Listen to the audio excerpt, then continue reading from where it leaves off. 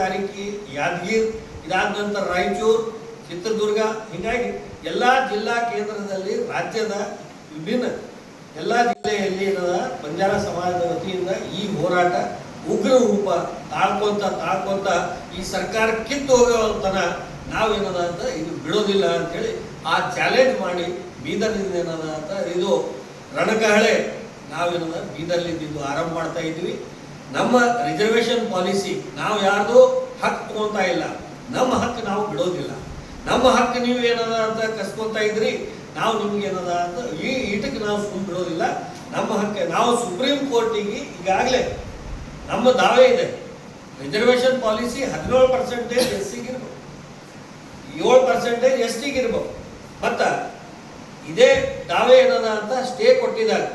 ರಾಜ್ಯ ಸರ್ಕಾರ ಏನದ ಅಂತಂದ್ರೆ ತನ್ನ ಬಾಲ ಮುಚ್ಕೊಂಡು ಹಳೆ ಪದ್ಧತಿ 15% ಏನಿತ್ತು ಅದನ್ನ ನೀವೇನಾದ್ರು ಕಂಟಿನ್ಯೂ ಮಾಡಿ ಇವತ್ತೇನದ ಅಂತ ನಮ್ಮ ಸಮಾಜಕ್ಕೆ ಅನ್ಯಾಯ ಮಾಡಿದ್ರಿ. ಇದರ ವಿರುದ್ಧ ಏನದ ಅಂತ ನಾವು ಹೋರಾಟ ಮಾಡ್ತಾ ಇದ್ದೀವಿ. ಮತ್ತು ಸಹಸ್ರ ಸಂಖ್ಯೆಯಲ್ಲಿ ಬೀದರ್ ಜಿಲ್ಲೆಯಿಂದ ಏನದ ಅಂತ